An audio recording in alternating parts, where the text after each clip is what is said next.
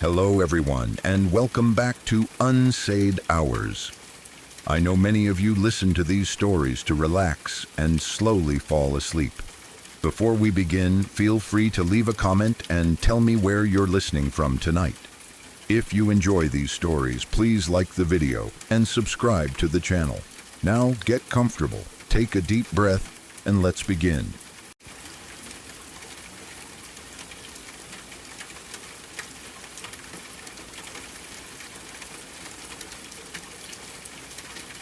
When I was a teenager, my whole life got yanked sideways in a way I didn't want. My family moved from England to the Irish countryside, outskirts of a small Midlands town surrounded by farms, narrow lanes, rivers, and little tributaries that seemed to twist everywhere like veins. People called it peaceful. To me, it felt like exile. There were no malls, no cinema, nowhere to go. Just a handful of shops, a pub, and miles of wet fields. And it rained. People joke about Irish rain, but living there for 6 years taught me it's not a joke. The sky always looked heavy, like it was permanently thinking about raining even when it wasn't. By November, the rain stopped being background weather and turned into something serious. It didn't drizzle, it came down in sheets. Gutters overflowed, fields turned to slurry. The rivers around town, rivers I'd barely noticed, grew swollen and fast, like they were waking up angry. Then one day they couldn't hold it anymore. School ended like normal. I stepped outside, bag on my shoulder, already thinking about getting home, peeling off damp clothes and disappearing in front of the TV. The road I usually took home led out of town, simple and direct. Except when I reached the start of it, I saw a crowd. Not a couple people, a proper knot of them. Adults in raincoats, school kids, locals, standing, staring, talking in that half-casual, half-worried way people do when something is wrong, but they don't want to say it too loudly. I pushed through, and then I understood why. The road home was gone, not cracked, not flooded at the edges, gone. The tarmac disappeared under a broad sheet of brown water that looked like the river had simply laid itself across the road and decided it owned it now. It wasn't still water either. It moved. Fast enough to make my stomach sink when I watched it tug at bits of debris. Someone said a tractor would come. 2 people at a time, like a muddy little ferry service. Everyone else waited. I was cold, wet, annoyed, and full of that stubborn teenage belief that waiting was for people who didn't know better. The thought of standing there in a drizzle for an hour made something inside me snap. So I turned around and decided I'd find another way home.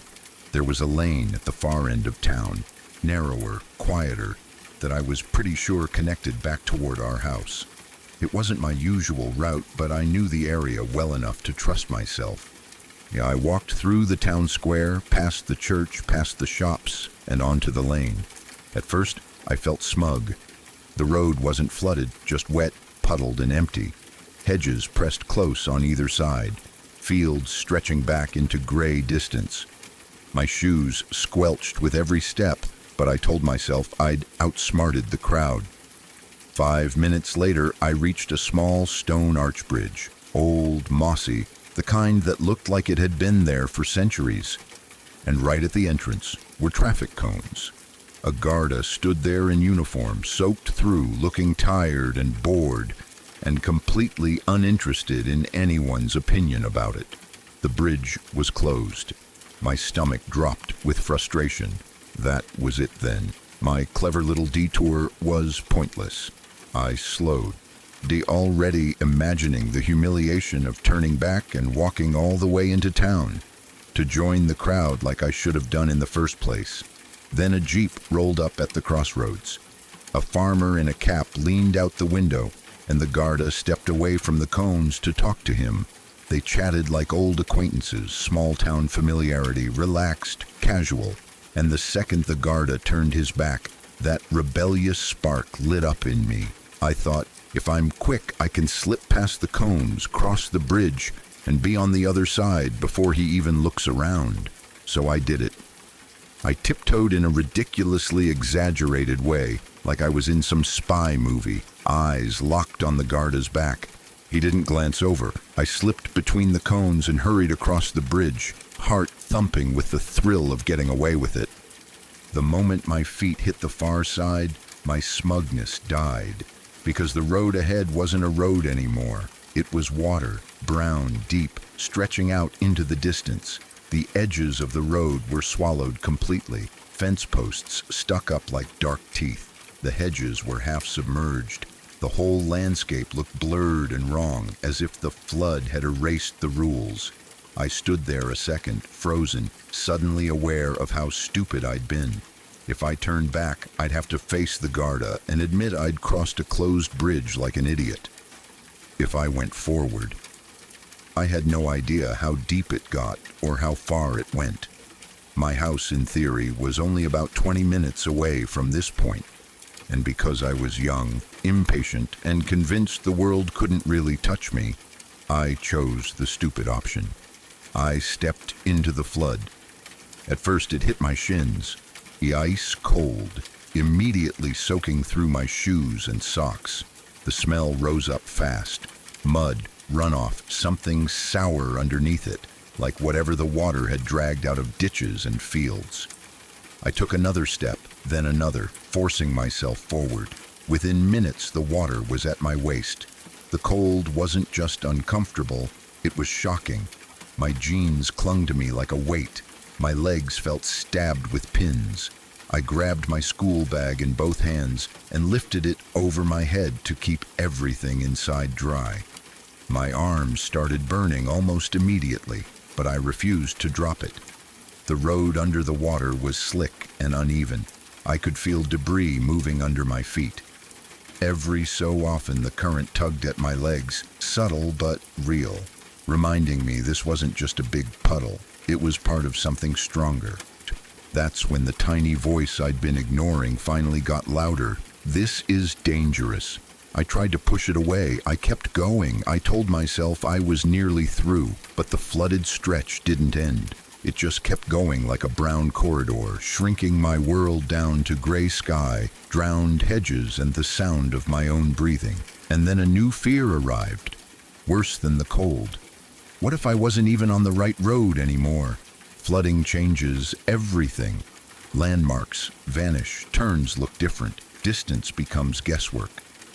For the first time, I pictured myself continuing forward until I was too tired, too cold, too numb to keep my footing, and I pictured how nobody would even know where to look.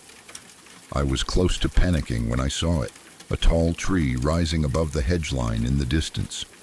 It had a particular twist to its branches, something familiar in the way only childhood roots are familiar.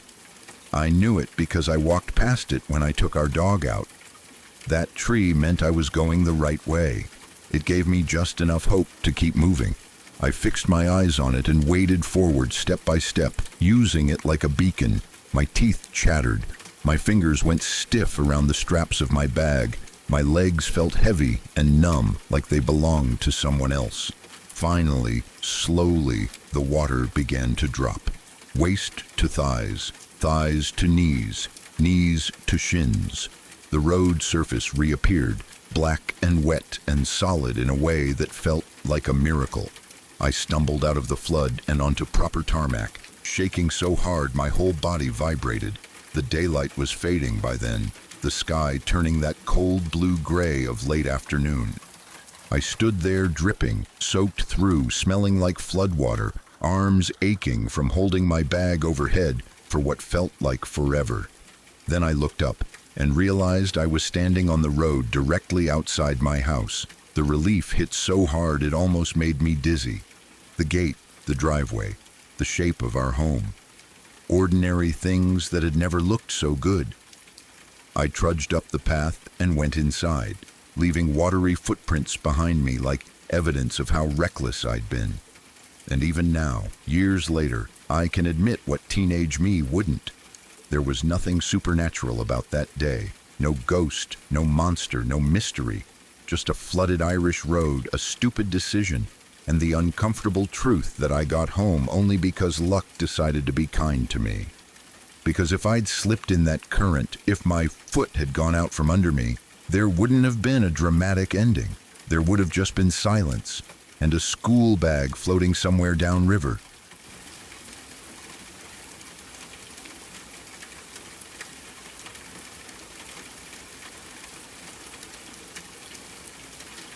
I went camping this past August at Jamaica State Park in Vermont.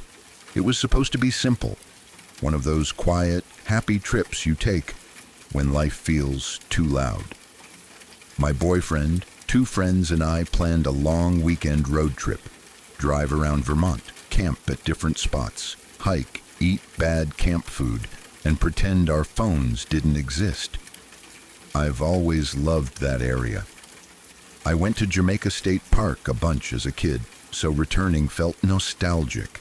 In my head, it looked exactly like I remembered. Kids riding bikes in loops, lanterns bobbing between campsites, the river somewhere in the distance, and that non-stop summer soundtrack of insects and birds. When we arrived, everything looked normal. Late summer sky, warm air that wasn't sticky, trees still green with just the faintest hint of fall starting to creep in. We checked in. I pit should be, and who forgot the lighter pit should be, and who forgot the lighter. But as the light started fading, I realized something felt wrong. It was quiet, not peaceful campground, quiet, not it's late and people are settling down, quiet, unnaturally quiet. At first I couldn't even name what was missing. It was like my brain kept waiting for the background to fill in, and it just didn't. We got the fire going. We cooked dinner. We talked and laughed. And every time there was a lull in conversation, the silence slid back in like something heavy. I remember pausing with a spatula in my hand and saying, "Does it feel weirdly quiet to anyone else?" They shrugged. Someone blamed the season. Someone joked the bugs had unionized and were on strike. We laughed and moved on, but I couldn't fully shake it. The quiet wasn't relaxing. It felt watchful, like the woods were holding their breath. Later, when the fire burned down and the stars came out sharp between the branches, it should have felt peaceful. Instead, I kept getting these little flashes of unease, like my body was reacting to something my mind couldn't see. Eventually, we crawled into our tents. Normally, when I camp, I fall asleep to sound. Insects humming, leaves shifting, a distant car door, a cough from another campsite. It's a natural white noise, and it usually knocks me out fast. That night, there was nothing. Inside the tent, my own breathing sounded too loud. My heartbeat felt like it was echoing off the fabric. It was like the entire campground had been wrapped in a soundproof dome. I remember thinking, this is eerie, it's just too quiet. And then I fell asleep anyway because you can be uneasy and still be exhausted. I don't know what time it was when I woke up, but it was deep night. Thick darkness, the kind where you can't even tell if your eyes are open. At first I didn't understand what had woken me. Then I heard it. A banging sound. Not a random clink. Not a small noise. Something deep and metallic, like someone hitting a metal pan or pipe with force. The sound rang out, hung in the air for a second, then died. Bang. A pause. Bang. The pauses were too even, too consistent, like a metronome, 5 seconds, give or take. Long enough for my brain to count. What scared me almost immediately wasn't just the sound. It was what I didn't hear. No footsteps on gravel, no zipper, no whisper, no cough, no crunch of leaves. When people walk through a campground at night, you hear the whole sequence of them existing. Step, step, step, maybe a flashlight click, a soft sorry if they pass close. This was only the bang, nothing attached to it. It sounded like it was right on the loop road beside our tent. So close I could picture it happening just a few feet away, right through the thin wall of nylon. I lay perfectly still, listening, waiting for the next sound that would make it make sense. But it didn't make sense. The banging started moving, not randomly, along the loop. like it was following the exact shape of the campground road as it curved past each campsite. Bang, farther now, bang, farther, bang, faint. It kept going, steady as a clock, circling away from us, passing other sites, traveling around the loop until it became distant, and then, slowly, inevitably, it began coming back. Bang, closer, bang, closer. That's when my fear turned from "this is weird" into something colder and more primitive, because whatever was making that sound was doing it on purpose. It wasn't stumbling around. It wasn't bumping into something accidentally. It wasn't changing pace. It wasn't stopping to adjust or curse or laugh. It was just moving, perfectly, around a campground full of sleeping people, hitting something metal at the same exact interval like it was keeping time. My whole body went rigid. I've camped a lot. I've backpacked. I've camped alone. I've heard animals outside my tent and forced myself to relax.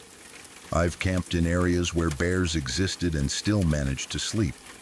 I'm not easily spooked in the woods. But this wasn't an animal outside my tent. This was something procedural. My brain kept trying to rescue me with logic. Maybe a ranger doing night maintenance. Maybe a camper messing around. Maybe someone carrying cookware. But every explanation fell apart as soon as I held it up to what I was hearing. If it was a person, where were their steps? If it was an animal, why was it metallic? If it was someone dragging something, why was the rhythm so perfect? And why did it do 2 full loops? I didn't wake my boyfriend. I didn't call to my friends in the other tent. I didn't unzip the door and shine a light out. I just lay there, eyes open, barely breathing, because some animal part of my brain had made a decision. Don't move. Don't let it know you're awake. The banging went on for what felt like forever. Realistically, maybe 20 minutes. 2 full circles. Each pass felt closer, then farther, like something was orbiting us on purpose. Bang, pause, bang, pause. The second loop finally drifted away again, fading into the distance until the last bang sounded far off. And then, silence. Not normal silence. That same thick, unnatural silence from earlier. Only now it felt like the quiet after something exhaled. I lay there shaking, waiting for anything else. A step, a whisper, a laugh, a voice, an animal sound. Nothing. Eventually, somehow, I fell asleep. Morning light makes you doubt yourself. When the sun filtered through the tent and everything smelled like camp stove coffee and sunscreen, the whole night felt unreal, like something you watched in a dream and woke up embarrassed to remember. But the fear came back the moment I replayed it in my head. "Oh my God," he said. "You heard that." "Oh my God," he said. "You heard that too?" He described it almost exactly the way I would have. Steady bangs moving around the loop, too rhythmic, too clean, and no other sounds attached to it. The relief I felt was immediate and huge. I wasn't crazy. I wasn't being dramatic. Another person had heard it. We did what people always do when something scares them. We joked. We tried to shrink it down by making it ridiculous. "A ghost with a frying pan," someone said. "Raccoons dragging cookware," someone else suggested. Eventually, we landed on moose, because moose are big and weird and satisfying as an explanation. We repeated it like a script. "Yeah, probably a moose." But I didn't believe it. Later that morning, I went to talk to a park ranger. I tried to sound casual when I asked if moose ever came through. She laughed and said no. Seeing a moose there would be very uncommon. When I explained the sound, how steady it was, how it moved around the loop, her face shifted into polite confusion. Not alarm, just puzzled. She said she'd listen that night and let us know if she heard anything. That helped, a little. Like if a ranger heard it too, it would turn into something explainable. There was one more detail that sat wrong with me, though. Across from our site, I saw an ambulance that morning. It had come early before we were fully awake and moving, flashing lights filtering through trees. An older man at that site may be the one they were there for. I didn't know what happened, and I tried not to stare, but my brain immediately did what brains do. It reached for a connection. Did something happen to him during the night? Was it related? I even floated a theory to my friends later.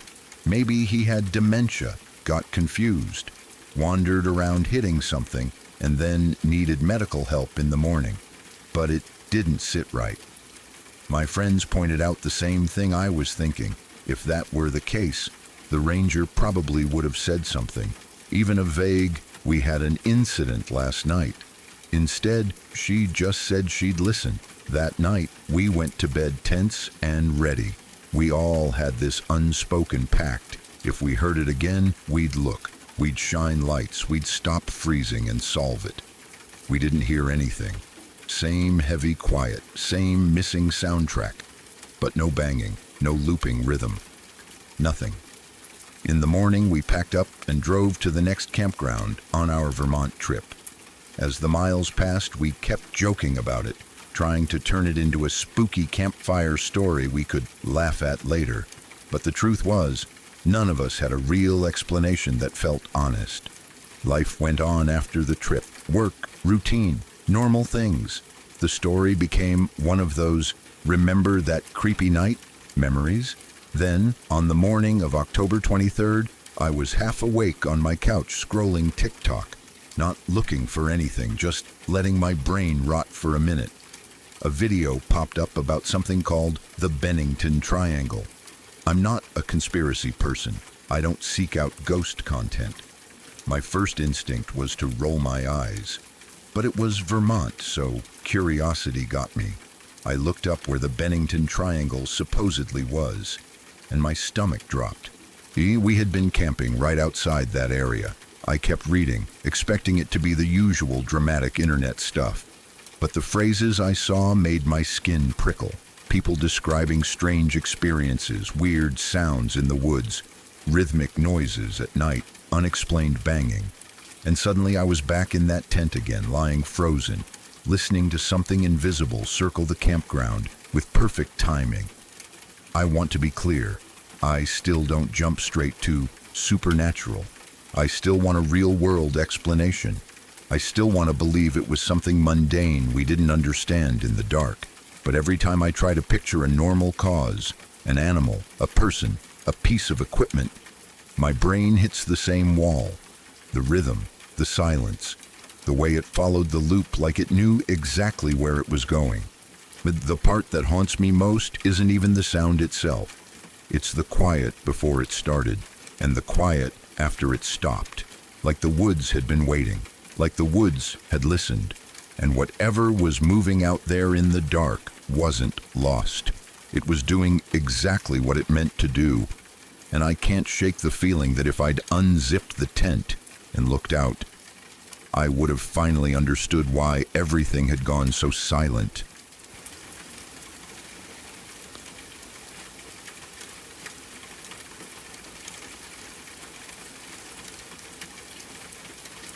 I work as a server at a small Midwestern diner, the kind of place with squeaky vinyl booths, sticky laminated menus, and a bell that rings every time the front door opens. After a while, you learn the rhythm of it. You can tell what kind of customer just walked in by the sound of their shoes. You can tell if it's a family, a trucker, a couple on a date, or a group of teenagers just by the way the bell chimes. That's why what happened a few weeks ago still doesn't sit right in my chest. It was a busy evening, the kind where everything smells like coffee and grease and pie, and you feel like you're moving on pure momentum. Plates clinking, people talking over each other, the grill hissing non-stop. The bell over the door was ringing every few minutes, and every time it did, my eyes flicked up without me even thinking about it. At some point, I glanced toward the back corner booth. One of the booths we call the quiet one, because it's slightly tucked away and people who sit there usually want to be left alone. It was empty. A little while later, I glanced again. She was sitting there, no bell, no footsteps, no one passing my station, just there like someone had paused the world for half a second and put her in place when it started again. At first, I told myself I must have missed her coming in, It was busy. It happens. So I grabbed my notepad and headed over, already starting my usual line. "Hi there, what can I get?" I didn't finish. The moment I stepped into the booth's line of sight and saw her face, my pen slipped out of my fingers and clattered onto the floor, because for one terrifying second I thought I had walked up to a dead body. Her posture was perfectly upright. Her hands were folded neatly. Her curly hair was pinned up like something out of an old movie, 1940s, 1950s, that kind of style. Her clothes looked old-fashioned too, not costume old, just out of time. And her skin looked wrong, dry, tight, slightly gray, like warmth had been drained out of it. Her lips were parted just enough to look like she'd been caught in the middle of breathing, except she wasn't breathing. No rise in her chest, no movement at all. She had the stillness of something that doesn't need air anymore. Then her eyes moved, not quickly, not like a normal person noticing you. Slowly, like she was remembering how to operate the body she was sitting inside. She turned her head toward me, looked straight at my face, and in a low, raspy voice, she said, "Just a coffee, please." My brain stalled. My heart started banging so hard I could feel it in my throat. I had to force my mouth to work. "Oh, of course," I managed. "Your milk or sugar?" Black. That was it. No smile, no thank you, no looking around, just black. I walked away like my legs were full of sand. Behind the counter, I poured the coffee with hands that didn't quite feel attached to me. I kept telling myself I was being stupid. Older people can look frail. Maybe she was sick. Maybe she was on medication. Maybe the lighting made her look gray. But when I looked back toward the booth, she had returned to that unmoving posture again. Hands folded, eyes forward, like a mannequin propped up to pretend it was a person. I took the coffee over and set it in front of her. "Anything else I can get you?" I asked. She didn't answer. She didn't even glance down at the cup. I waited, feeling awkward, then backed away, telling myself she just didn't want to talk. The thing is, the coffee level kept dropping over time, but I never saw her lift the cup. I kept checking whenever I passed. The cup would be a little lower, then lower again. Yet her hands stayed folded, her body stayed still. I never saw her drink. Eventually, I brought the check over. Before I could even set it down properly, she placed a $50 bill beside it. Coffee at our diner is basically pocket change.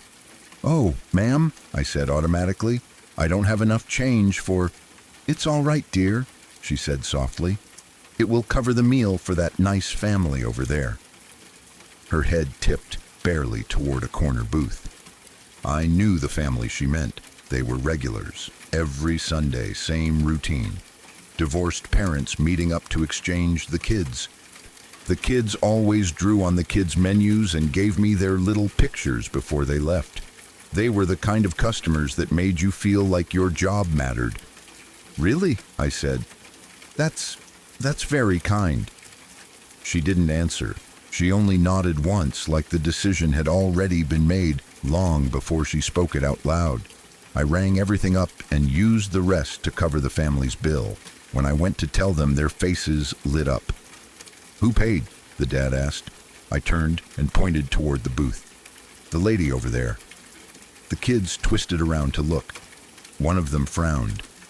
"I didn't see any woman sitting there." I looked. The booth was empty.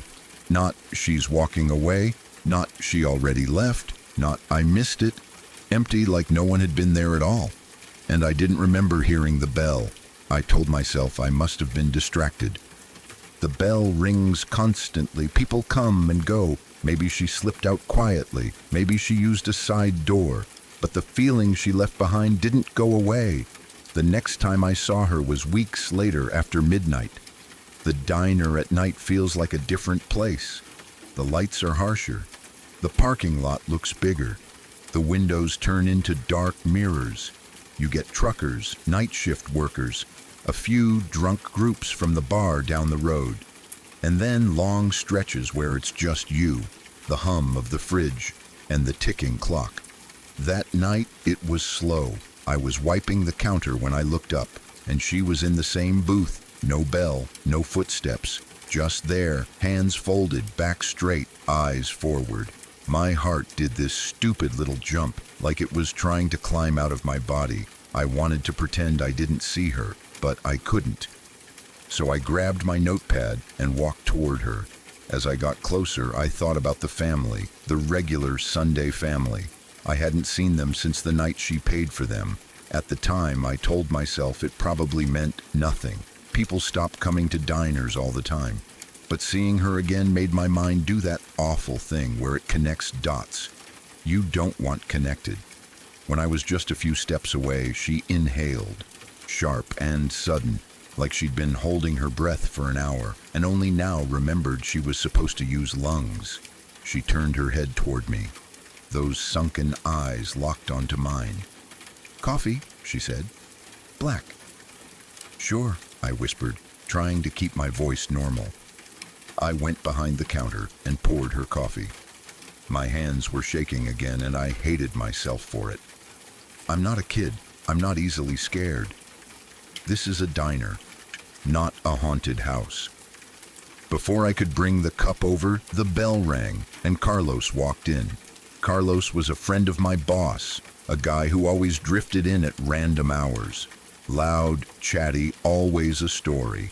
He sat at the counter and ordered his usual burger like nothing in the world could touch him. He pulled out his phone to show me a picture of a dog he'd just adopted. I laughed before I could stop myself. "Carlos, that might be the ugliest dog I've ever seen." He grinned. "Nobody wanted her. That's why I took her." "That's sweet," I said, "but that dog looks like it has rabies." "Scabies," he said with a straight face. "What?" "I'm kidding," he laughed. "Mange, though." We were laughing, and for a few minutes the diner felt normal again. I got caught up in the conversation. It was late. I was tired. He was entertaining. Then I heard a soft sound behind me, a small throat clear, not Carlos. My stomach dropped. The booth, the coffee, I had forgotten her. I poured a fresh cup, walked to the booth, and set it down. "Sorry for the wait," I said. "Anything else I can get you?" Her hand, thin, dry, almost papery, moved slowly into view. She placed a $20 bill on the table. "For that nice young man's burger," she said. Her head tipped slightly toward Carlos. My mouth went dry. "You don't want anything else?" I asked. "You're sure?" She didn't answer. She just pushed the bill closer. I stared at the bill, then at her face, and I felt this awful sense that she wasn't being generous. She was choosing. I opened my mouth to ask why. Why him? Why the family? Why she kept doing this? Before the question even formed, she slid out of the booth and stood up. Wait!" I said, turning after her. She didn't look back. From the counter, Carlos called out, "Who are you talking to?" "The woman," I began, and turned my head back toward the booth. Empty. No one walking away. No one near the door. No bell. Just me, standing there with a $20 bill in my hand. Carlos frowned. "It's just you and me. You okay? You high or something?" I looked down at the bill. Real. Crisp. Solid. I swallowed hard. "Burgers on the house," I said quietly. Carlos lit up. "For real? Hell yeah." He finished his food fast, hopped off the stool, and said the same thing he always said. "I'm late." Late for what, at 1 a.m? I never knew. The bell jingled as he left. A few hours later, I found out he'd been shot. My boss told me the next day, his voice low like he didn't want the words to exist. He got jumped on his way to a bar, he said, tried to fight them off. One had a gun. I felt my stomach turn. "Is he?" "They shot him in the head," my boss said. "He's in the hospital. Doesn't look good." I stood there gripping the counter, my brain replaying the night before, Carlos laughing, Carlos showing me the dog, the bill on the table, her voice calling him nice, and the family that vanished after she paid for them. It sounded insane. I knew it did. But the thought started growing roots. She paid for people, and then something happened, like she was marking them, like she was putting a finger on their name. I told myself if she ever came back, I wouldn't let her do it again. I didn't know what I'd do. I just knew I couldn't stand there and watch her choose another person. Then today, she came back. Mid-afternoon, day between lunch and dinner rush, when the diner is too quiet and every sound feels louder than it should. I was stacking plates when I looked toward the back. Same booth, same posture, no bell. My heart started pounding. I walked toward her, feeling like my feet weren't fully under my control. She turned her head, inhaled that sharp, sudden breath. "Coffee," she said, "black," and I froze. That was new. "A root beer float," she finished. My mouth went dry. Root beer floats are my favorite. Not something I announce to customers, not something on a sign. Just something I get sometimes when I'm having a bad day and I want a tiny piece of childhood back. I stared at her, my brain scrambling. "How did you—" I swallowed the question before it came out. "Sure," I said. "I'll be right back." But instead of making her order right away, I looked around the diner, a couple sharing a plate, a woman on a laptop, a family with a teen girl, normal people, breathing people, and I had this sudden, ridiculous urge to protect them. So I cashed out every table as fast as I could.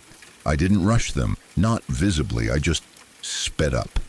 Checked in early, dropped checks fast, ran cards fast. I brought the old woman her coffee and her float.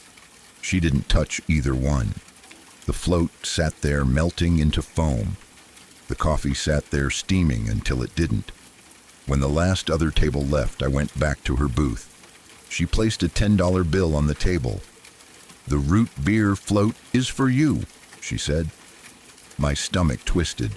"Oh," I said quickly. "No, I can't. It's against policy." Her eyes stayed on me. "Accept the gift that's given to you," she said. I'm hammering harder. I did the only thing I did the only thing I could think of. I reached into my pocket, pulled out my own money, and dropped it on the table. "I'll pay for it," I said, "and your coffee is free." For the first time, her expression changed. Not much. Just enough for me to feel it like a cold draft. Then she leaned closer, just slightly. "You do not understand," she said. "Maybe not," I whispered back, "but I'm not taking it." I picked up her 10 and pressed it back into her hand, closing her fingers around it before she could refuse. Her skin felt dry and light, like paper left too long in the sun. She stared at me for a long moment. Then she turned away and walked off. I didn't hear the bell. I didn't see her in the doorway. She was simply gone. And I swear to God, the air in the diner felt different after, like something had been waiting and now it was disappointed. Later, when the dinner rush started, the bell rang and kids laughed and I looked up. And the Sunday family was back. The kids ran to their usual booth. The parents smiled like everything was fine. I hurried over, relieved and confused, all at once. "I haven't seen you guys in weeks," I said. I was starting to worry. The dad and mom exchanged a look. "Yeah," he said. "We had an accident." They told me after they left last time, it was raining hard, the road was slick, the car skidded, rolled, went down an embankment. "We should have died," the mom said quietly. "The cops said it was a miracle." "Minor injuries," the dad added. Nothing that made sense. I stood there with my notepad in my hand, my throat tight. After they ordered, I called my boss to tell him they were back. He sounded happy for half a second. Then he said, "Oh, and Carlos? He woke up." I froze. "He woke up?" I repeated.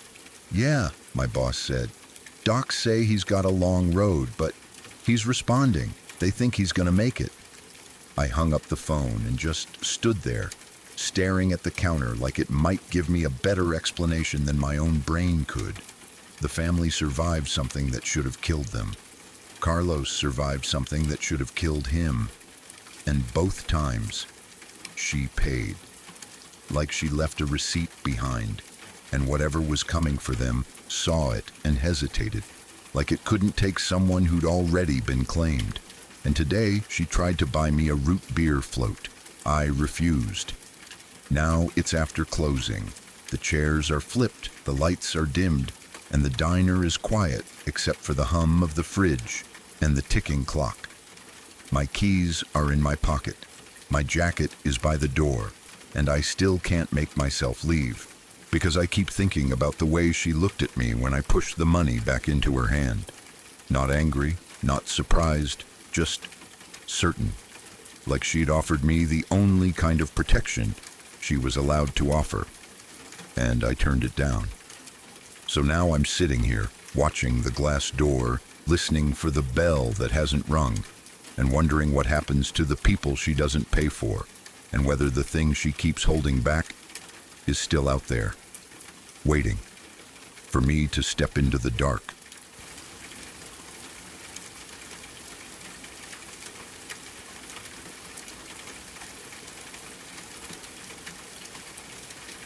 A few weeks ago, I was sitting at my kitchen table late at night, staring at my bank account like it might magically fix itself if I looked hard enough. Everything cost more than it used to. Groceries, gas, the kids' clothes, especially shoes. And the holidays were creeping closer the way they always do, like a deadline you didn't agree to. I kept seeing people talk about making extra money online. Short videos, quick clips, easy views, TikTok, YouTube shorts. Side income, they called it, like it was as simple as picking up a second job. So I told myself I'd try, but I also knew the internet can be cruel. I'm a mom. I'm not 20. I don't have perfect skin, perfect lighting, or a life that looks like a commercial. And worse than strangers judging me was the thought of someone I actually knew finding my account. The moms from school pickup, my cousins, my in-laws. I could already hear the teasing, so I made a persona, not just a username, a whole person. I bought a long black wig online. My real hair is short and light brown, so the wig looked like a costume on purpose. I changed my makeup too, heavier eyeliner, darker lipstick, the kind of look I'd never wear in real life. I used a smoothing filter just enough to make me look polished without looking completely fake, and I picked a new name. My real name isn't important here.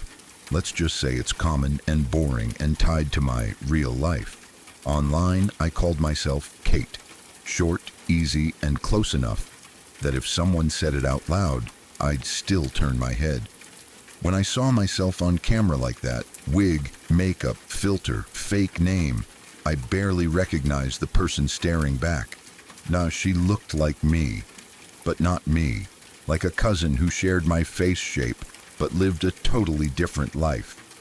At first, I made little skits about retail because I used to work in a store before I had kids. I had endless stories, rude customers, people yelling about coupons, the kind of behavior that makes you wonder how anyone survives in public. The videos were easy. I didn't need fancy editing, just my phone and my expressions. Then I switched to unboxings because those were even easier. I'd order something small, set my phone up, hit record, and open it while reacting like it was the most exciting thing in the world. For a while, nothing happened. A few likes, a couple comments, mostly silence. Then, slowly, it started working. A collectible unboxing got a few thousand views. A short rant about shipping delays got shared. The numbers weren't massive, but the payments started showing up. Not enough to change my whole life, but enough to make a difference. A few $100 extra meant groceries without stress, shoes for the kids without panic. It felt like I'd found a secret door in the wall, and I was proud of myself. That's what makes what happened next feel even worse. It started the week after Thanksgiving. I was scrolling through notifications when I saw a comment on one of my videos. Haha, I'm from Ohio too. My stomach tightened immediately because I was careful. I never shared my city, never shared my job, never showed my kids. I didn't talk about my school district or my neighborhood or anything personal, and I definitely didn't remember ever saying my state out loud. I clicked the video. It was a collectible unboxing, one of those cute little figures everyone collects. I watched it, half annoyed at myself, expecting to realize I'd made a small slip. Then I heard it.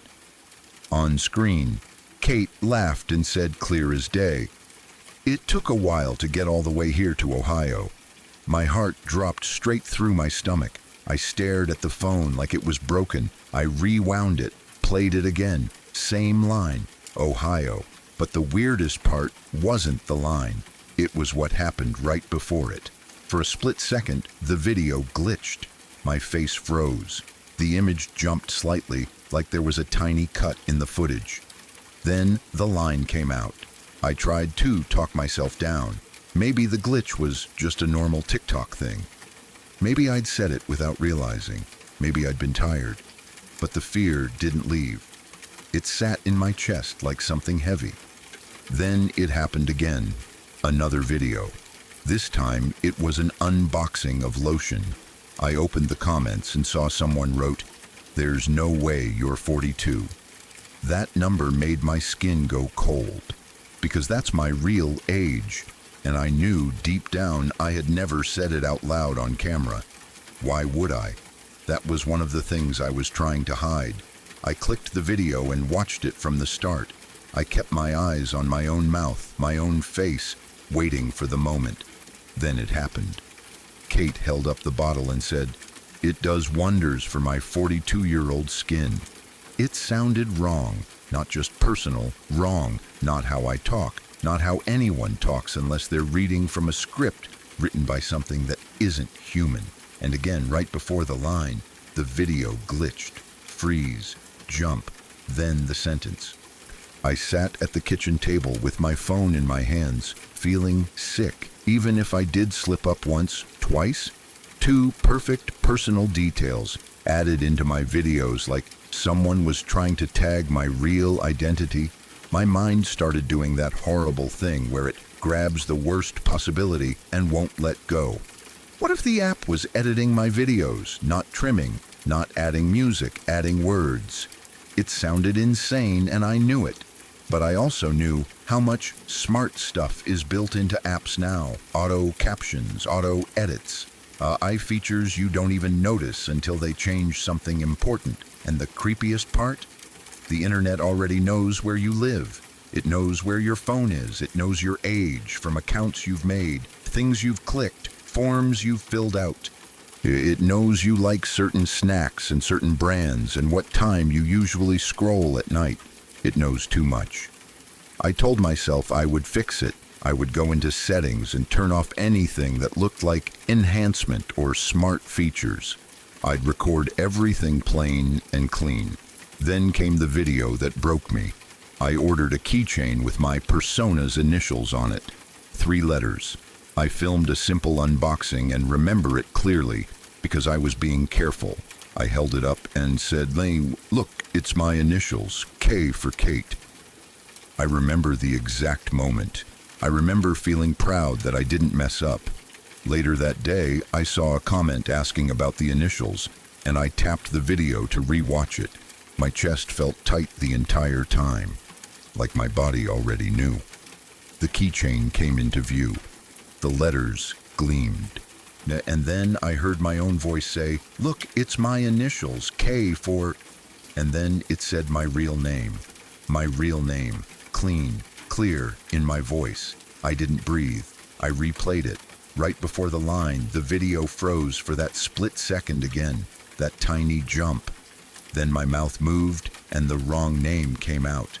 I didn't just feel scared, I felt exposed, like someone had reached into my pocket, pulled out the one thing I was hiding and held it up to the world. That was the moment I stopped posting. I didn't care about the money anymore. I didn't care about views. I stopped opening the app. I let the account sit untouched. A few nights later, around 3:24 in the morning, my phone buzzed. Not a social app notification, a Ring camera alert. Someone was in our front yard. I opened the clip, expecting a raccoon, a cat, a neighbor's dog. Instead, there was a person standing just beyond the porch steps, half in darkness, half in the edge of the porch light. The camera quality was grainy, but I could see the outline. Long, dark hair, the exact shape and length of my wig. The figure stood still for 2 seconds, then slowly it walked backward into the dark and disappeared like it had never been there. My husband watched over my shoulder. "Who is that?" he asked, calm, confused. "I don't know," I said, and my voice sounded too quiet even to me. He shrugged and tried to explain it away. "A neighbor, someone walking early, someone cutting through. Our neighborhood is tight, townhouses packed close, and the yard is basically a strip of grass." He was right. It could have been anyone, but my brain wouldn't stop circling the same thought. That hair, that shape, that timing. A few days passed. Nothing happened. No more alerts, no more strangers. I started to breathe again. Then, one afternoon, I opened the app, just to check the old videos, just to see if anything was still earning. My profile loaded, and my entire body went cold. There was a new video, a video I did not record, a video I did not upload. The thumbnail was dark, like it was filmed outside. My hands were shaking so badly I almost dropped my phone, but I tapped it anyway. The video opened on a row of townhouses. My row, my street. And there she was, standing under a street lamp in front of my house. Long, dark hair, filter-smooth skin that looked too perfect, almost plastic. Most of her face was in shadow, but one side caught the orange glow, showing a single glittering eye aimed straight at the camera. She tilted her head slightly, then she smiled. No words, and no caption, just that smile. The video cut off and looped again. I slammed the phone screen off like it could bite me. I called the police. When the officers arrived, I showed them everything. The glitches, the lines that shouldn't be there, the Ring camera clip, the video that appeared on my account. They made a report. They asked questions. They told me the truth. Without a clear face, without catching the person in the act, there wasn't much they could do immediately. Tracking a hacked account could take time, and it depended on the platform cooperating. They told us to lock our doors, watch the cameras, and call again if anything else happened. That night, we took the kids and went to stay with my mom. I didn't want to sleep in my own house, not after seeing her standing in front of it. My husband tried to stay calm, but later, when the kids were asleep and the house was quiet, he looked at me with fear in his eyes. "Delete the account," he said, "right now." So I did. I logged in, went to settings, and deleted everything. Before I hit confirm, I checked the profile one last time. The video was still there, her under the street lamp, that smile. I deleted the account anyway. It was nearly 2 in the morning when I finally lay down, exhausted, but sleep wouldn't come. Every little sound in my mom's house felt too loud. Every creak felt like footsteps. After about an hour, I got up for water. I walked into the kitchen and flicked on the light. That's when I saw her. Out the back door, at the edge of the trees behind my mom's yard, a figure stood perfectly still. At first, my brain tried to deny it, tried to turn it into a shadow, a trick of the dark. Then I turned the kitchen light off and pressed close to the glass. Long dark hair, pale skin, standing like a mannequin left outside. My mouth went dry. My phone was upstairs. I looked down, thinking, "Move, go, get it." And when I looked back up, she was closer. Not at the trees anymore. In the yard, about 10 feet from the back door. The porch light hit her face just enough for me to see what made my stomach drop. She looked like my persona, like Kate, but wrong. Her eyes were slightly too big. Her skin was too smooth, like it didn't have pores. Her lips looked perfect in a way that didn't look real.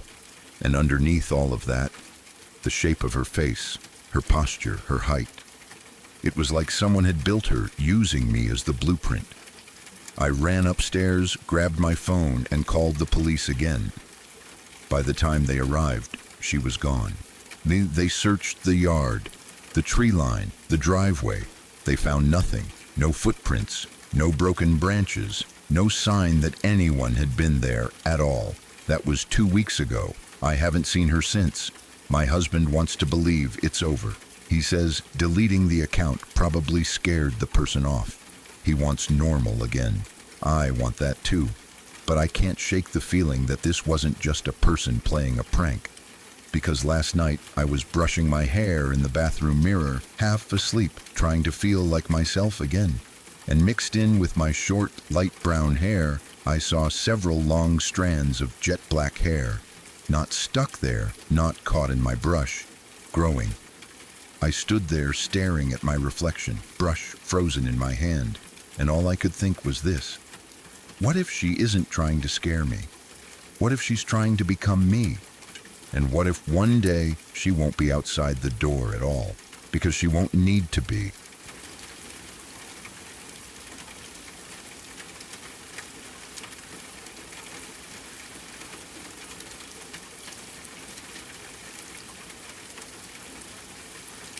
I've been through a lot of strange and frightening things in my life, but this one stands apart in a different way.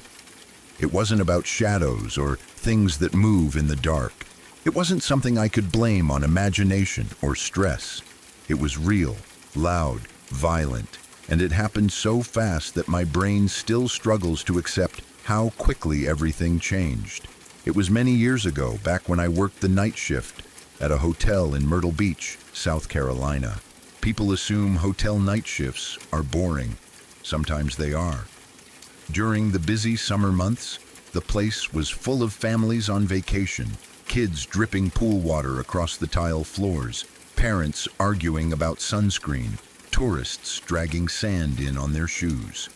We had on-site security during those months, and even when things got loud or chaotic, they didn't feel dangerous. Winter was different. When the beach emptied and the wind turned sharp and cold, the hotel changed.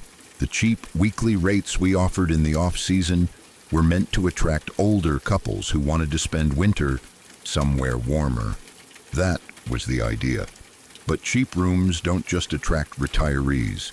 They attract people who are desperate, people who have nowhere else to go. That winter I saw more than anyone in hospitality should ever see. I walked into rooms that had been turned into makeshift meth labs. I broke up screaming matches in hallways at 3 a.m. I dealt with guests who were clearly unstable, angry, or lost in their own addictions. Still, I tried to treat people with kindness. If someone homeless wandered in just to warm up for a few minutes and have a cup of coffee, I let them sit as long as they weren't causing trouble. I knew I wasn't supposed to, but I also knew what it felt like to struggle. As long as someone was respectful, I didn't have the heart to push them back into the cold. Working third shift meant seeing all sides of people. Some were kind, some were broken, some were unpredictable. I collected stories over time. Most of them were chaotic or strange. Some were even funny later on. But this night wasn't funny. It's the one memory I wish I could erase. The shift had actually started well. Before work, my best friend and I had gone to an indie wrestling show. We both loved that kind of thing. The loud crowd, the wild energy, the ridiculous costumes. It was a break from real life. That night, I even met Terry Funk, a legend in wrestling known for brutal matches filled with blood and barbed wire. I remember holding up the shirt I bought, smiling, feeling light and excited. Within hours, I would be the one bleeding. Because I had gone to the show, the woman working second shift agreed to stay an extra hour for me. I promised to return the favor the next night. Instead of clocking in at 11, I arrived around midnight. Everything seemed normal. I counted the register. We went over the shift notes. We chatted about small things. When she left, my friend, Andrew, pulled into the parking lot. Andrew worked maintenance for our company, which owned 3 hotels in the area. After finishing his shift, He often stopped by mine. On slow nights, we would grab food and sit behind the desk playing games on our laptops while watching the security cameras. It made the long hours pass. He had just arrived to grab my money for food. I was still riding the high from the wrestling show. I showed him the shirt, laughing about the night. I stepped into the back office to hang it up. As I turned to walk back out, I heard the motion-activated doorbell chime. Someone had entered the lobby. I heard shouting. I couldn't make out the words because the office door was swinging closed behind me. I stepped forward. That's when I saw Andrew drop. 1 second he was standing. The next he hit the floor like someone had pulled him down with a rope. Before my brain could catch up, a man came around the corner holding a short steel pipe. He swung it. The pipe slammed into the side of my head. The sound wasn't loud in the way you expect. It was sharp, dense, like a metal thud inside my skull. My vision exploded into white for a second. I dropped to one knee. Before I could even process what happened, he hit me again. Another crack of metal against bone. Somewhere to my side, I heard another voice say that Andrew had gotten away and flagged down a cop. They had to leave. Just like that, they turned and ran. The entire attack lasted seconds. I tried to stand, but everything felt tilted. My ears rang. My head felt like it was splitting open. When I touched my scalp, my hand came away slick and warm. Blood. I staggered into the back office and tried to use the phone. It cut out. I slammed it down in frustration, then ran to lock the front door with shaking hands. I pulled out my cell phone and called 911. My voice sounded distant even to me. I told the operator I had been attacked. I needed police. I needed an ambulance. After that, I called the night manager from one of our other hotels. His name was Travis. At first, he thought I was joking. On slow nights, we sometimes played harmless pranks. I had to repeat myself several times before he understood. "I'm bleeding," I told him. "I'm not kidding." He said he was on his way. When the police and ambulance arrived, I unlocked the door carefully. That's when I learned what Andrew had done. After they hit him, he somehow managed to leap over the counter and run outside, just as a patrol car happened to be passing. He flagged the officer down. That was the only reason help arrived so quickly. The EMTs treated me in the lobby, then loaded me into the ambulance. At the hospital, the doctor told me I needed 10 staples in my scalp. 10. He gave me morphine for the pain. The edges of everything softened. The ceiling lights blurred, but underneath the medication I felt shaken in a way that medicine couldn't touch. I didn't have my car there. I had no way home. The doctor and nurses paid for a cab for me out of their own pockets. After everything that had just happened, that small act of kindness hit harder than the violence. I remember thanking them over and over. Even then, my plan was to go back to work. I had 3 kids at the time. Christmas was coming. I couldn't afford to miss hours. When I walked back into the hotel, our IT guy, Ted, and his wife, Barbara, were there. Barbara also worked the front desk sometimes. When she saw me, her face went pale. "You should still be at the hospital," she said. I told her I thought I had only been hit once or twice. Ted pulled up the security footage for the police. What I saw made my stomach drop. The video showed me being hit 10 times, 10 separate blows to the head. Each time I tried to stand, the pipe came down again. I remembered too. My brain had simply shut off the rest. I had been standing and moving, but I wasn't fully there. My body had been functioning while my mind lagged behind. After that night, they gave me a paid week off and put me up in a room at another property so I could recover.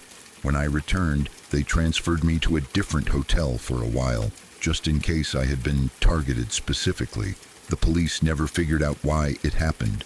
The best guess was a robbery attempt gone wrong. Maybe they thought I would drop instantly. Maybe when I didn't, they panicked. They were never caught. Months later, a detective showed me mugshots. I recognized two faces from the footage, but I told him I was only about 85% sure. He snapped at me.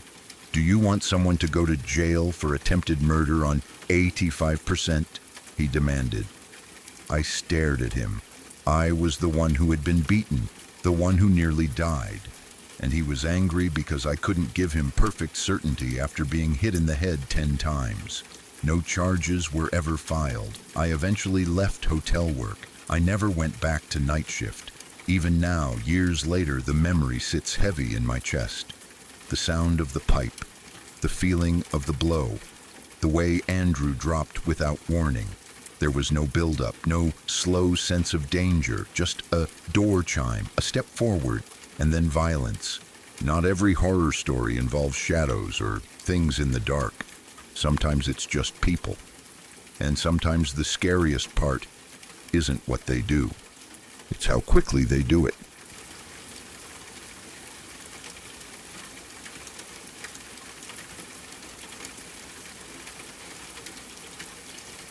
I've never shared this story publicly before.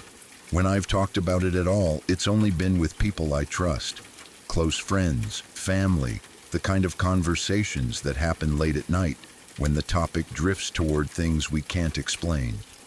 Even then, I've always hesitated, not because I doubt what happened, but because I know how it sounds.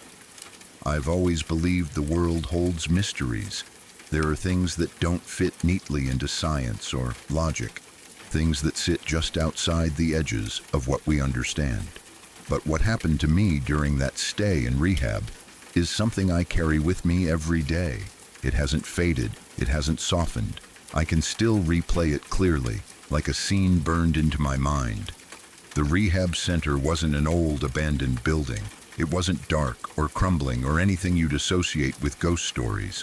It was modern, clean floors, bright lighting, medical staff moving through the halls at all hours. It wasn't connected to a hospital, but it operated like one. Doctors, nurses, counselors, and patients around the clock. Structured, controlled, safe, at least on the surface. I had been there before. That time I was back again, trying to fight through another round of recovery. Sobriety is exhausting in ways that are hard to explain. It drains you physically, emotionally, spiritually. Every day feels heavy. No one ever said the building was haunted. There were no rumors passed around by patients, no whispered stories from staff. It wasn't that kind of place. But after living there long enough, I noticed something. There was a heaviness, not dramatic, not obvious. Just a feeling that the building held more than the people inside it. The counselors had told us not to scare us, but to be honest, that a few people had died there over the years. Some overdosed after sneaking drugs in. Others couldn't survive withdrawal. It wasn't told like a horror story. It was told as a warning. Addiction is life or death. For the first part of my stay, nothing major happened. Just small things. A sound in the hallway when no one was there. A feeling like someone passed behind me when I was alone. Shadows that didn't quite match their objects. The kind of moments you brush off because you don't want to be the person who overreacts. I ignored every one of them until that night. I had gone to sleep completely exhausted. The kind of deep exhaustion where your body shuts down the moment your head hits the pillow. At some point in the night, I started having a nightmare. Not just a bad dream, a violent, gripping nightmare, the kind where your body feels trapped inside it.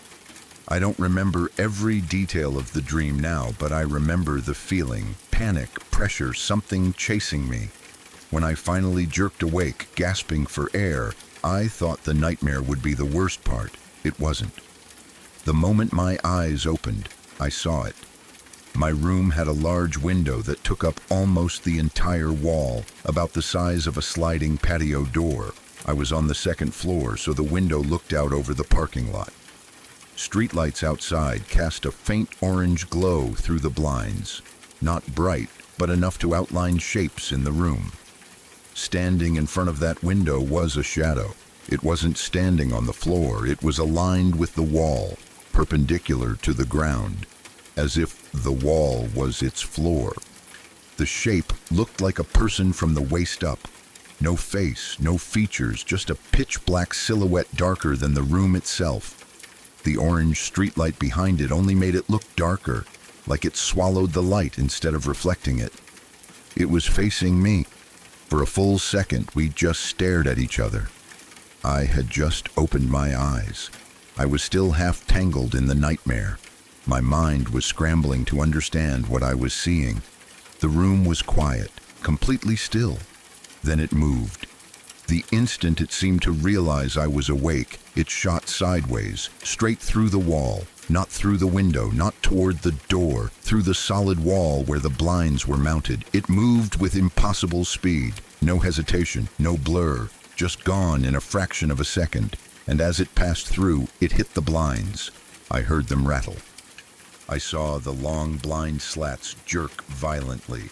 The chain that hangs down to adjust them swung hard as if someone had brushed past it with force. That sound snapped me fully awake. I threw the covers off and jumped out of bed. I hit every light switch I could reach. The room flooded with brightness, harsh and real. The blinds were still moving. The chain was swinging in wide arcs. My heart was pounding so loudly I could feel it in my teeth. I stood on the opposite side of the room, staring at that wall.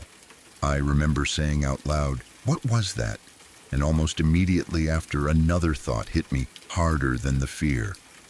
No one is going to believe this. I didn't sleep after that. I kept the lights on. I lay back down eventually, but I stayed half upright, watching the wall. When morning light finally crept in, I sat up slowly and looked at the blinds again. The chain was still swinging, not barely moving, swinging. Hours had passed since around 3 in the morning.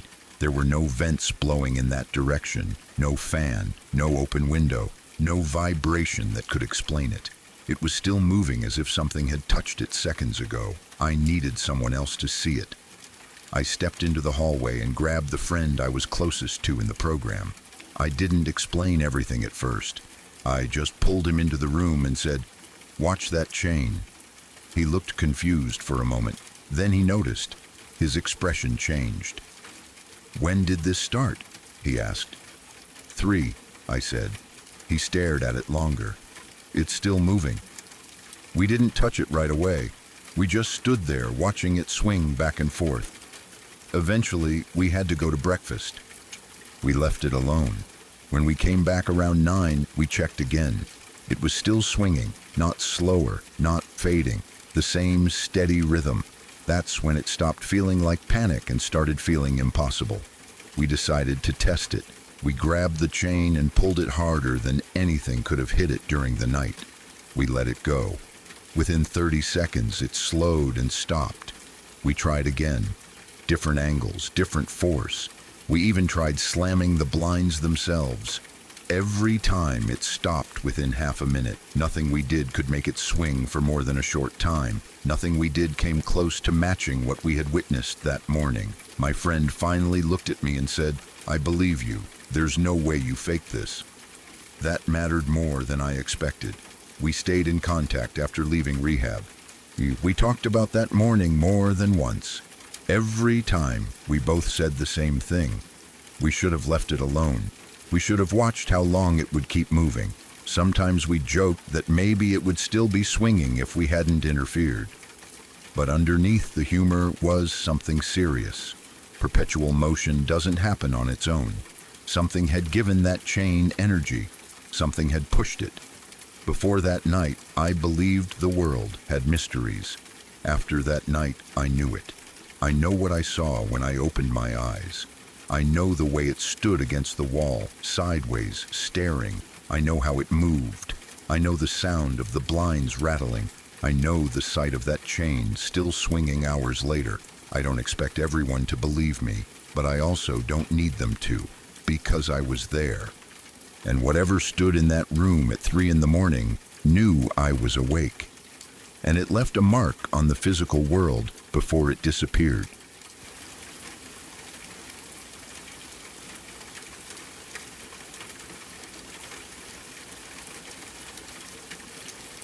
It happened about 10 years ago in the middle of fall, during that time of year when the daylight disappears faster than you expect. One minute the sky is golden and calm, and the next it sinks into deep blue and then black before you're ready for it. That day had been completely normal. I took my dogs for a walk around the loop we always used, a wide circle that starts at the back of our property, winds through patches of woods and rolling hills, then curves back toward the house. I had walked that path hundreds of times.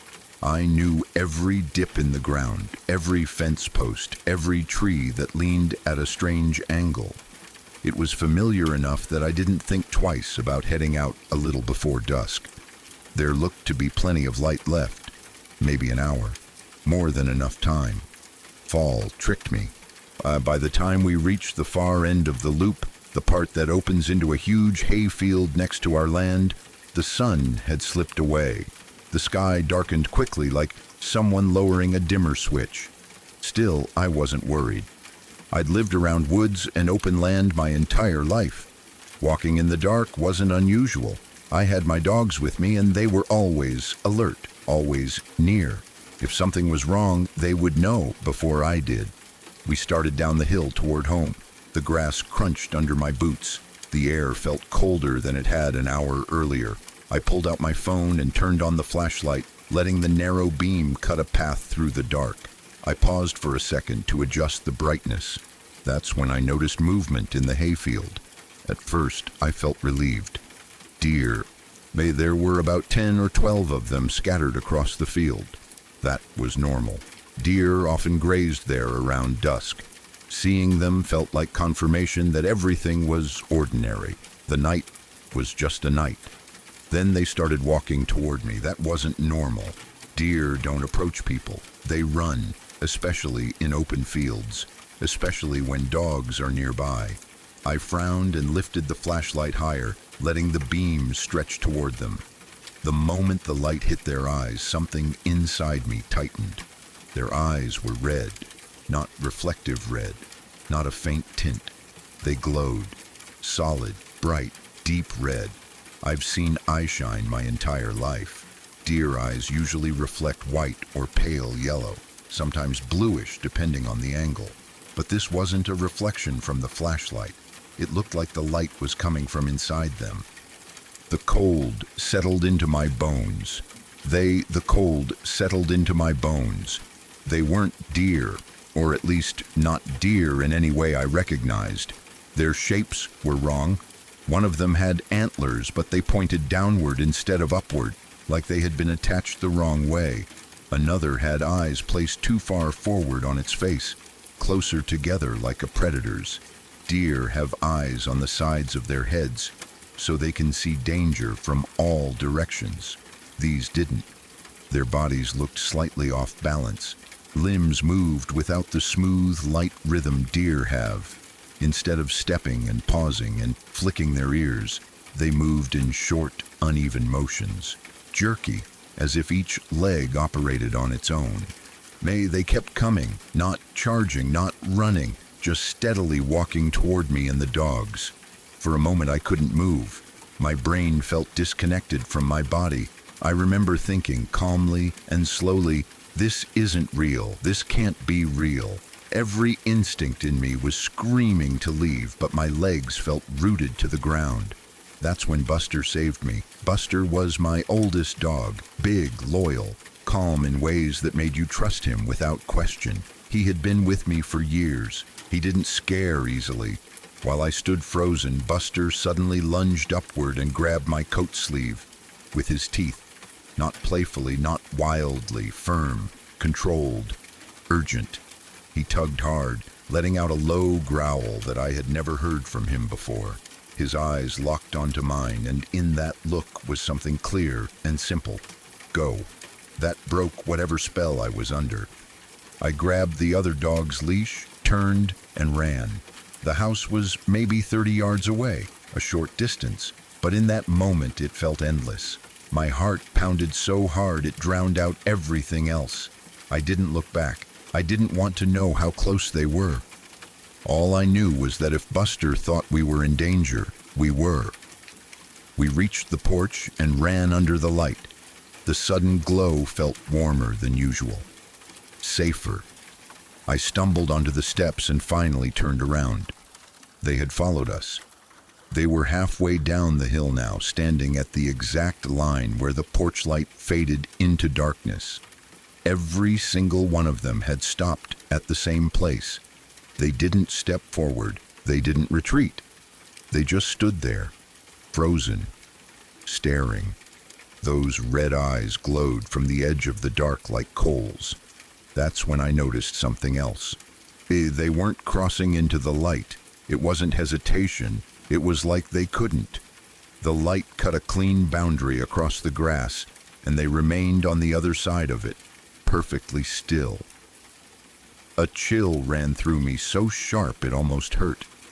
It's one thing to encounter a predator, a bear, a cougar, something that follows the rules of nature. You can understand that. This didn't follow rules I knew. We backed into the house and slammed the door shut. I locked it, then bolted it, then pushed a chair against it, even though I knew that wouldn't stop anything determined. My heart felt like it might burst. The dogs paced the living room, whining softly, their ears pinned back. After a few minutes, I reached over and switched off the porch light. Darkness swallowed the yard again. I crept to the living room window and peeked through the blinds. The hill was empty. The field was empty. Nothing stood at the edge of the dark anymore. It was as if they had never been there. People have offered explanations. Maybe it was chronic wasting disease. Maybe the deer were sick and disoriented. Maybe my flashlight distorted their eyes. Maybe the darkness played tricks on me. I've lived around deer my entire life. I've seen them sick. I've seen them injured. I've seen them behave strangely during rutting season. I've seen them startled, aggressive, and calm. I have never seen 10 of them move like that. I have never seen eyes glow like that. And I have never seen deer walk steadily toward a human and 2 dogs without the slightest hint of fear. If Buster hadn't grabbed me, I don't know how long I would have stood there. Maybe a few seconds more. Maybe long enough for them to get close. Maybe long enough for whatever they were to decide what to do next. Buster has since passed away. I miss him every day, but I will always believe that he understood something I didn't in that moment. He didn't question it. He didn't analyze it. He acted. He got me out of there. And whatever stood at the edge of that porch light that night, watching with red, glowing eyes, is something I hope I never see again.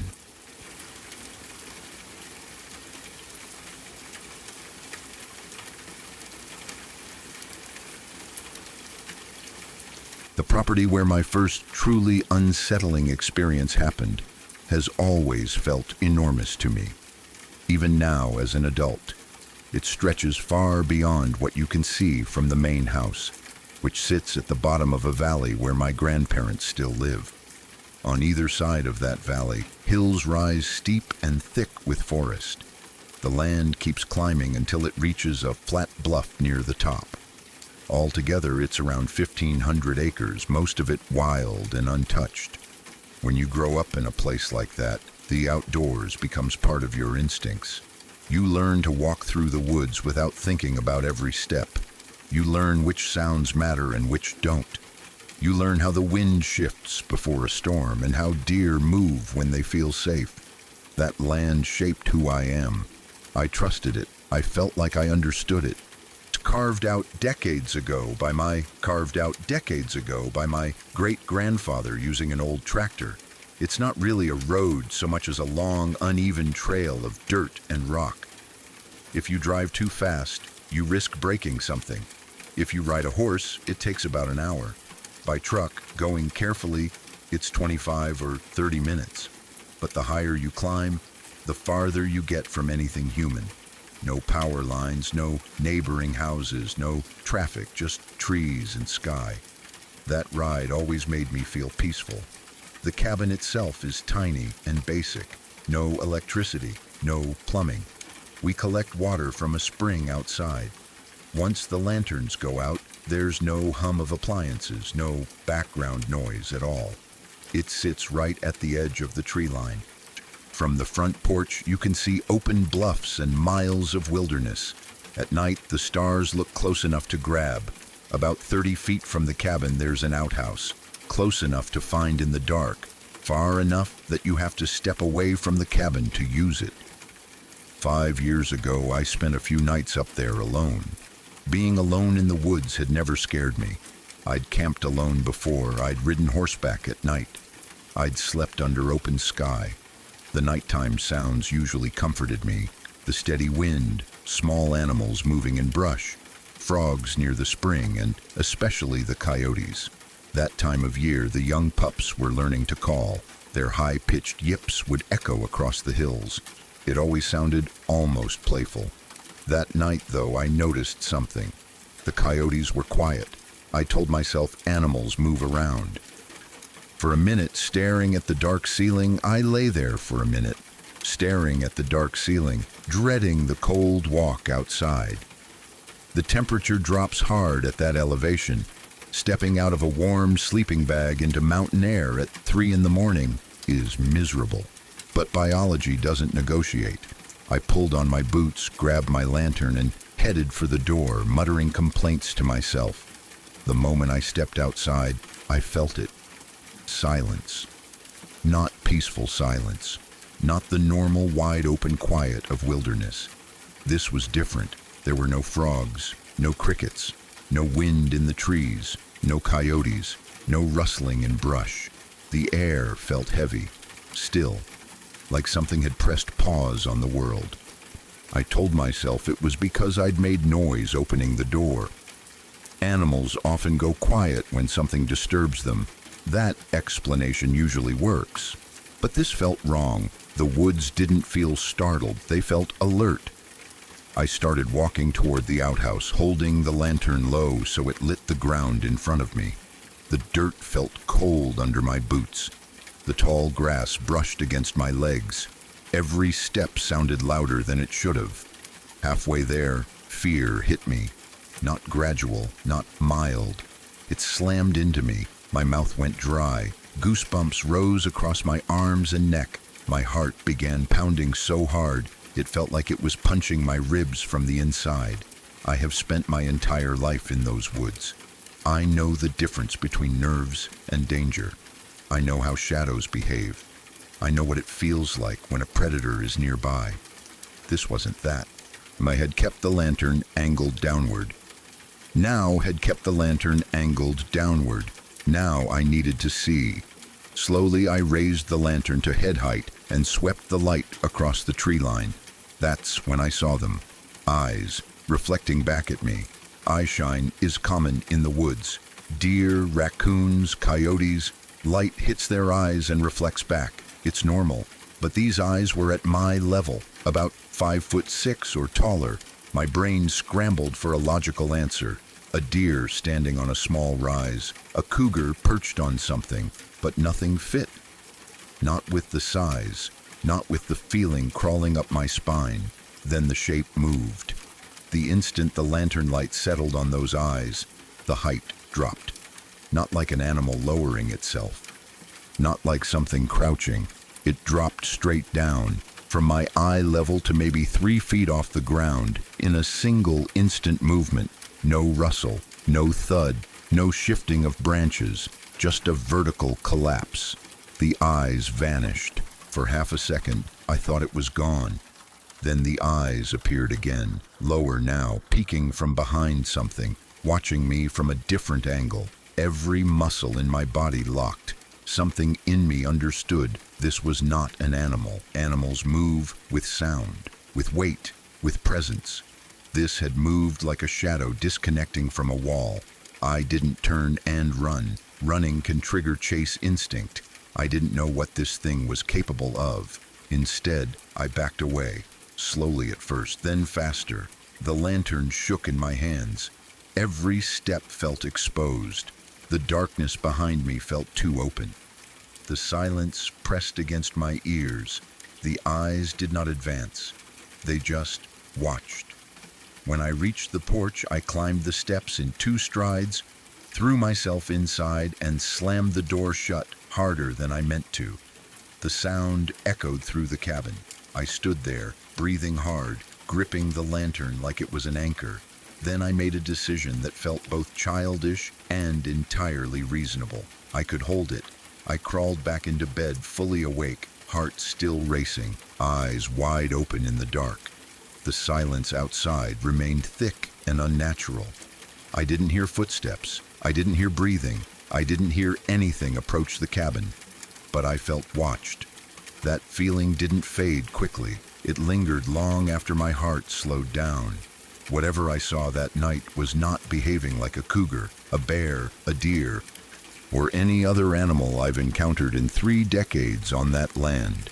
The way it dropped, the way the forest went silent before I even saw it, the way fear hit me before logic could catch up. None of that matches anything natural I know. Even now, years later, I can replay that moment clearly. The height of the eyes, the instant drop, the silence. And when I think about it, I'm grateful for one simple thing. I did not take another step toward that outhouse, because something out there was not afraid of me. And I have a strong feeling that if I had moved closer instead of backing away, the night would have ended very differently.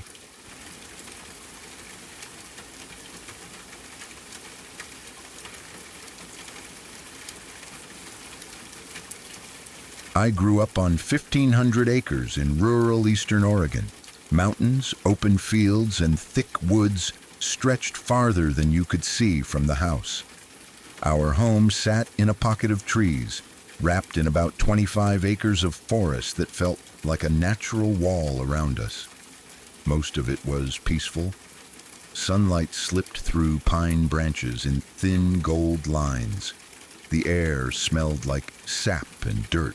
When the wind moved through the trees, it sounded soft and steady, like breathing. As a kid, that land felt like it belonged to me. I climbed trees until my hands were sticky with sap. I followed deer trails like they were secret roads. I pretended I could survive in the woods full time. Almost every part of the property felt warm and familiar, like it knew me and I knew it. Almost. There was one patch of forest that never felt right. It wasn't far from the house, close enough that you could reach it in a few minutes if you walked at a normal pace, but it felt separate, isolated, like stepping into it meant crossing an invisible line. I can't point to anything visually strange about that area. The trees looked like every other tree. The ground was covered in the same pine needles and fallen branches, no twisted trunks, no strange rock formations. Nothing dramatic, but the moment you stepped into that section, something shifted. The air felt heavier, harder to breathe. Even before I understood what fear really was, I didn't like going there. The hair on my arms would rise. The back of my neck would prickle. I would suddenly feel exposed, even though the trees stood thick around me. And it wasn't just me. Kids in my family who grew up before I did avoided that area too. No one made rules about it. No adult told us to stay away. It was just an unspoken agreement. We didn't play there. When someone asked why, we would shrug and say, "It's creepy." That was enough. We told ourselves wild animals probably lived there. Cougars, coyotes. Eastern Oregon has plenty of both. That explanation made sense to a child. It gave the fear a shape, a reason. One summer when I was about 10, a friend from school came to stay the night. I'll call her Hannah. She was fearless in a loud, obvious way. She treated everything like a dare. If someone said, "Don't go over there," she was already halfway there before you finished the sentence. When she asked why we never explored that part of the woods, I told her we just didn't. She laughed. She said I was being dramatic. She said the creepiest places were always the most fun. Before I could stop her, she grabbed a pair of work gloves from the shed and started walking toward the trees. I followed, partly because I didn't want to look scared, partly because her confidence made it seem harmless. If she wasn't afraid, maybe I didn't need to be either. We brought gloves, rope, and a couple of yard tools my grandparents used for trimming brush. The plan was simple. Build a small fort. Nothing fancy, just a lean-to made from branches. At first, it felt almost normal. We joked, she hummed songs. We dragged fallen limbs into a loose pile and argued about which direction the fort should face. I tried to ignore the tight feeling building in my chest. Then, slowly, the air changed. It wasn't sudden. It crept in little by little. The normal forest sounds thinned out. The usual hum of insects seemed farther away. The wind stopped moving the branches above us. The silence didn't feel peaceful. It felt watchful. The sunlight filtering through the trees looked dimmer somehow. Not darker exactly, just swallowed before it reached the ground. I started glancing over my shoulder, listening for something I couldn't name. Hannah stopped humming. She kept working for a minute longer, but her movements grew quicker and sharper. She glanced around with short, jerky looks, like she didn't want to admit she was nervous. My heart started pounding faster for no reason I could explain. My legs felt shaky, not tired, shaky, like my body had plugged into something electric. At one point I realized I was breathing too fast. I looked at her and saw she was doing the same. Neither of us said a word. It was like we were both waiting for the other to admit it first. To say, "This feels wrong." But we didn't get that far. Something shifted in the air, not a sound, not a movement, a pressure. It felt like the space around us tightened all at once. Without speaking, without even looking at each other, we dropped everything and ran. There was no decision, no thought process, just pure animal instinct. We sprinted through the trees. Branches slapped against our arms and faces. Pine needles slid under our shoes. I could hear my breath ripping out of my chest. I didn't dare look back. We didn't stop until we reached the house. We collapsed in the yard, shaking and crying, not because we saw something specific, but because whatever had been there had pushed us to run as if our lives depended on it. That night we slept in the same bed. Normally the forest outside our windows was loud after dark. So crickets buzzing, frogs croaking near the pond, coyotes calling in the distance. That night it was silent, not quiet, silent, the kind of silence that feels deliberate. The next morning neither of us wanted to go back, but we had left the gloves and tools behind. If we didn't retrieve them, we would have to explain what happened. And we didn't even know how to explain it. So we went. Every step toward that clearing felt heavier than it had the day before. The forest still looked normal. Sunlight, pine trees, blue sky above the branches. But when we reached the spot where we had been building the fort, I felt something inside me go cold. In the center of the clearing lay a deer, freshly dead. Its throat had been ripped open, torn wide. The fur around its neck was dark and matted, but the rest of the body was untouched. If a cougar had killed it, the deer would have been dragged, eaten, torn into. There would have been signs of feeding. There were none. The deer lay there almost neatly, except for its ruined throat. Then I saw the tools, every single glove, every piece of equipment we had dropped while running, stacked, not scattered, not stepped on, not dragged, stacked carefully beside the deer's head, as if someone had taken the time to gather them. Only one glove was missing. We didn't speak. We didn't try to reason it out. We grabbed the tools with shaking hands and ran again. This time, we didn't stop until we were inside the house, slamming the door and locking it behind us. When we finally looked down at what we were carrying, we realized one glove was still gone. Later that day, we found it. It was sitting on the bench outside the deck, right beneath the bedroom window where we had slept the night before. Placed there is no animal that stacks tools, no animal that carries a glove across a yard and leaves it neatly under a window. It was deliberate. It felt like a message.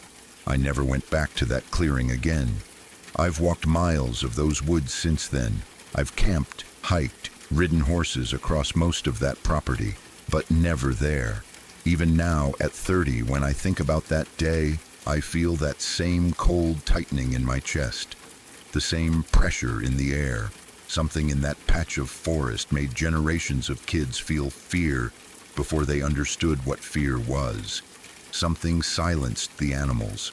Something made us run without seeing it. Something stacked our tools beside a dead deer and returned a missing glove to our house like it wanted us to know it could. I don't know what was out there. I don't know what watched us, but I know this. Whatever it was, it knew we were there. And I am grateful every single day that we ran when we did.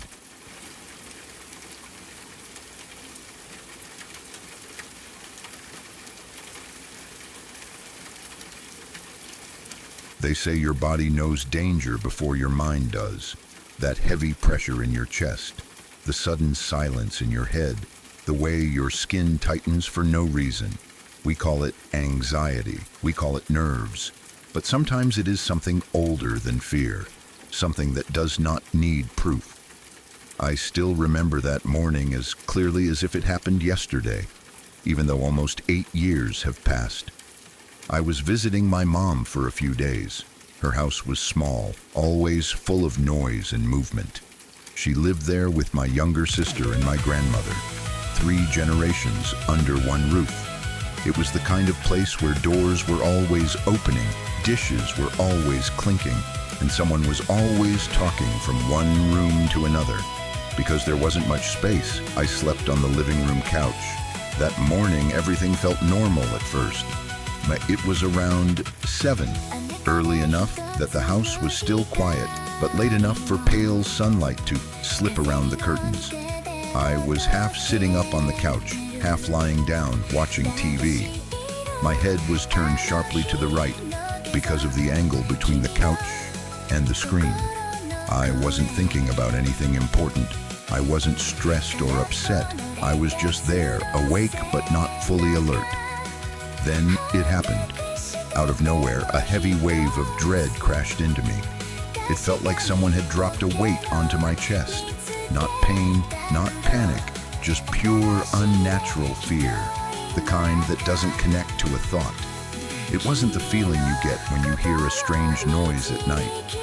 It wasn't worry about bills or work or anything logical. It felt older than that. My body reacted before my mind did. Slowly, without deciding to, I turned my head toward the entryway. The hallway was dim, just like it always was in the early morning. It stretched toward the bedrooms in a narrow strip of shadow. At first, I thought my eyes were adjusting. I almost looked away. Then I saw it. A hand, pitch black, completely solid. It slowly curled around the edge of the hallway doorway. It wasn't just dark because of poor lighting. It wasn't a shadow cast from some angle I couldn't see. It was darker than any shadow I had ever seen in my life. Thick, flat, like the absence of light itself had shaped itself into fingers. My heart stopped. Then very slowly, a head followed. Long black hair hung forward, draping down like wet ink. The head leaned just far enough around the corner to look directly at me. It didn't blink. It didn't tilt. It didn't move except for the slow, deliberate way it revealed itself. The room felt vacuum sealed. No hum from the refrigerator. No shifting of the house. No birds outside. Just silence. I don't know how long we stared at each other. Maybe 10 seconds. Maybe less. But when you're looking at something that shouldn't exist, time stretches thin and strange. There were no visible eyes, no clear facial features, just that solid black shape and the outline of hair. But I knew it was looking at me. I felt it. The way you feel someone staring at you from across a room even before you see them. Then, just as slowly as it appeared, it pulled back. No sudden movement, no rush, no sound. It retreated into the hallway like it had all the time in the world. The moment it disappeared, my lungs started working again. I stayed frozen on that couch for 5 full minutes. I remember counting my breaths. I remember staring at the hallway and waiting for it to come back. It didn't. Eventually, logic tried to step in. It had to be my mom, or my sister, or my grandma. Maybe someone had woken up early. Maybe the light had played tricks on me. Maybe I was still half dreaming. I stood up and walked to the bedrooms. All three of them were asleep, not pretending, not stirring, deep asleep. I stood there in the doorway of my mom's room, watching her breathe, trying to force reality back into place. Nobody in that house had long black hair except my sister, and hers was nowhere near that long. And even if it had been, there is no lighting situation on Earth where a human being becomes that solid black. Not in a living room with large windows and sunlight already coming through the front door. And I was wearing my glasses. My vision was clear, no blur, no distortion. The more I tried to explain it away, the more impossible it became.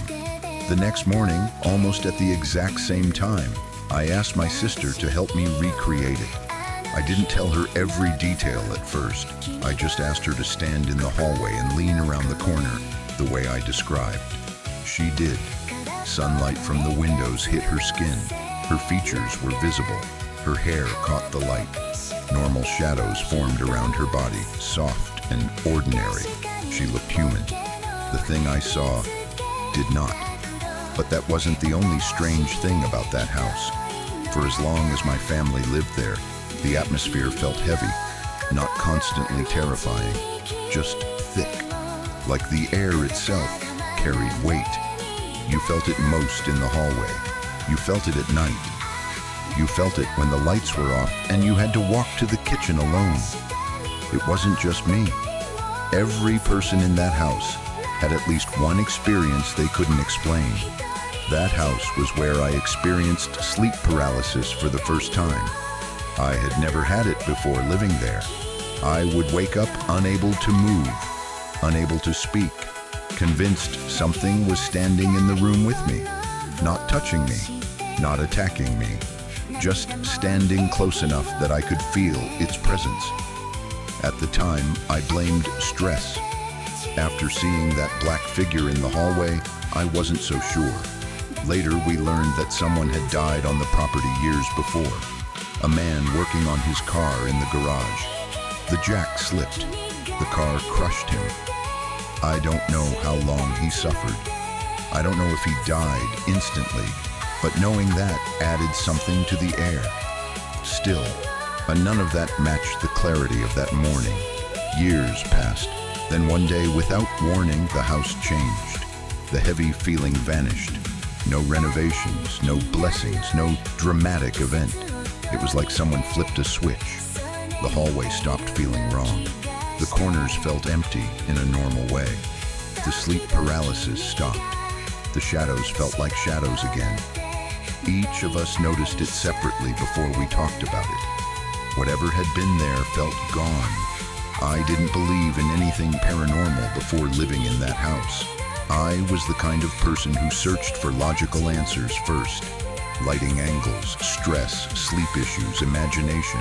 But there is something about staring at a shape that is darker than darkness itself.